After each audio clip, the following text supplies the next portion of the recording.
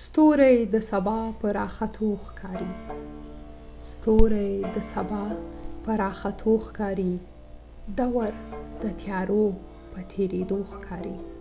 فتح به رڼا په تیارو ومومي، فتح به رڼا په تیارو ومومي، تندر په تورتم د پریوتو ښکاري. تل مخامخ د حادثو سره یو، تل مخامخ د حادثو سره یو، چې اوده شوي د اودو سره یو. حمزه خو وایي د جنت ژبه ده، حمزه خو وایي د جنت ژبه ده، موږ په دوزخ کې د پښتو سره یو. ګرانو ملګرو، په دې هیله چې جوړ روغ اوسئ، نن دغه ویډیو تاسو ته د پښتو ژبې نومیالی شاعر او لیکوال عبدالرحیم روغانی د ژوند او د هغه د کوم خدمتونه چې کړي دي پښتون ولس ته د هغې په مناسبت جوړوم، چې له اوږدې ناروغۍ وروسته د 71 کلنۍ په عمر له نړۍ سترګې پټې کړې. روغانی صاحب ابتدایي تعلیم په خپله سیمه د سوات په مټه تحصیل کې کړی و، وروسته یې په پښتو ژبه کې د ماسټرۍ ډیګري هم اخیستې وه، چې بیا یې د استاد په توګه دنده ترسره کړې وه. او عبدالرحیم روغانی د پښتو په اوسنیو شاعرانو کې یو له هغه شاعرانو و چې زیاتې قطعې یې لیکلي دي، ځکه خو هغه ته په ادبي نړۍ کې بابای قطعه هم ویل کېدله.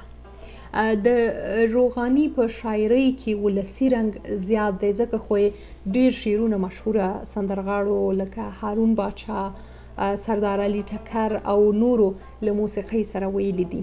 یو غزل یې ډېر مشهوره شوی دی چې مقطع ده چې بیا چې شي تازه زاړه یادونه روغانی ته، بیا چې شي تازه زاړه یادونه روغانی ته، خدای دې سوات ته راوله د سوات په بهانه. د عبدالرحیم روغانی په شاعرۍ کې له وطن او خاورې سره د مینې ترڅنګ پر ملایانو او خانانو باندې ځینې تنقیدونه او طنز هم موندل کیږي، او شاعر یې لکه شاعري یې ډېره عام فهمه وه، ځکه خو په عامو خلکو کې ډېر زیات مشهوره و. د عبدالرحیم روغانی د شعرونو او نثرونو ډېر کتابونه هم چاپ شوي دي، دغه لکه ډېر خدمت یې کړی دی. د نثر کتابونه یې دي لکه قربانه خیالونه، همداراز شعري ټولګې که تاسو ته یادونې وکړو، سندریز احساس په نوم یوه شعري ټولګه ده، بل خود غرض، رڼا څاڅکي، ځورېدلی یا ځورېدلي احساسات، دغه د شعري ټولګې دي.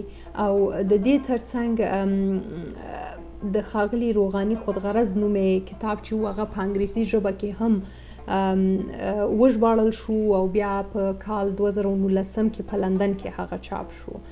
نو د روغاني شعرونه ډېر خوندور، په زړه پورې وه. د یو شعر یې دی چې وایي د دار په سر به روغاني د مرګ په خوب اوده وي، د دار په سر به روغاني د مرګ په خوب اوده وي، ته چې راځې او بیا راځې او لا راځې سپرلیه.